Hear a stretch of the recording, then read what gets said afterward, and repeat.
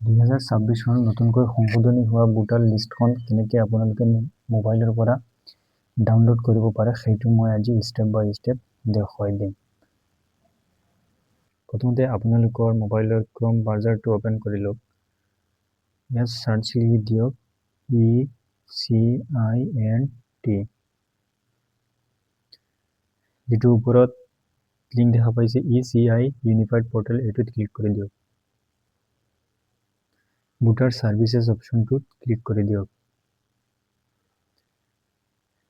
তাৰপাছত right hand সাইডৰ ওপৰত যিটো দেখিছে ডাউনলোড ইলেক্ট্ৰল ৰুল, এইটোত ক্লিক কৰি দিয়ক।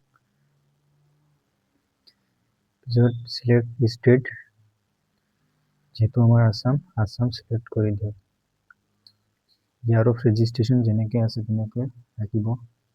ৰুল টাইপ ড্ৰাফ্ট ৰুল যেনেকৈ আছে তেনেকৈ ৰাখিব। ডিস্ট্ৰিক্ট সিলেক্ট কৰক, আপোনাৰ যিটো ডিস্ট্ৰিক্ট আছে তাৰ পৰা সিলেক্ট কৰি লওক। আমাৰ হোজাই, গতিকে হোজাইটো সিলেক্ট কৰি দিছোঁ।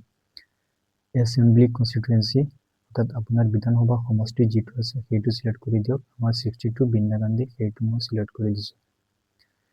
লেংগুৱেজ যিটো আছে আসামী, সেইটো থাকিবলৈ দিয়ক। এতিয়া আপুনি কেপচাৰটো শুদ্ধকৈ ফিল আপ কৰি লওক। UEBFW। তাৰপাছত পাৰ্ট নম্বৰটো সিলেক্ট কৰিব লাগিব। ইয়াত লিষ্টত দিয়া আছে, আপুনি যদি তাকে তাত স্ক্ৰল কৰি চাব পাৰে, নহ'লে আপুনি সাৰ্চ বাৰত গৈ ক্লিক কৰিব লাগে। আপোনাৰ যিটো পাৰ্ট নম্বৰ, যিটো কেন্দ্ৰত আপুনি ভোট দিয়ে সেইটো LP স্কুলৰ নাম ইয়াত লিখি দিব। আমাৰ আহিছে 265 পাৰগিৰে, সেইটো মই এইটো টিক মাৰ্ক দিছোঁ।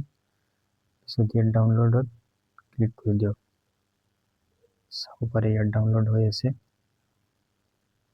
ষ্টেটাছ প্ৰগ্ৰেছ, অলপ সময় ৰখি দিয়ক, হৈ গ'ল ডাউনলোড। ডাউনলোড এগেইনত ক্লিক কৰি দিয়ক। ওপেন ফাইল, ইয়াত দেখিব। ফাইলটো ওপেন হ'লে আপোনাৰ ভোটাৰ তালিকা 2026 SO3 অসম। ইয়াত আপোনালোকৰ ৱাৰ্ডৰ যিটো বিধানসভা সমষ্টিৰ ডিটেইলছ দিয়া আছে, কিমান ভোটাৰ আছে, মহিলা কিমান আছে, পুৰুষ কিমান আছে, তৃতীয় লিংগ মুঠ কিমান ভোটাৰ আছে, সকলো ইয়াত ডিটেইলছ দিয়া আছে। ইয়াত আপোনালোকৰ দেখা পাইছে লোকেশ্যনটো দিয়া আছে, লংটিটিউড গুগল মেপত দিয়ে হৈছে, ভোট গ্ৰহণ কেন্দ্ৰ, সদস্যৰ সন্মুখৰ দৃশ্য, কি মেপ ভিউ, গেট ভিউ, ইয়াত সকলো দিয়া আছে। ইয়াত আপোনালোকে গড় নাম্বাৰ ৱাইজ আছে, দিয়ে এছেণ্ডিং অৰ্ডাৰত দিয়া আছে। গড় নাম্বাৰ 1ৰ পৰা যিমান গড় নাম্বাৰ আপোনাৰ সেইটো মিলাই লওক, চাই লওক আপোনালোকৰ পৰিয়ালৰ সদস্যৰ নাম ঠিকে ঠাকে আহিছে নে নাই, সেইটো আপোনালোকে চাব পাৰে। তো থ্যাংক ইউ ফৰ ওয়াচিং।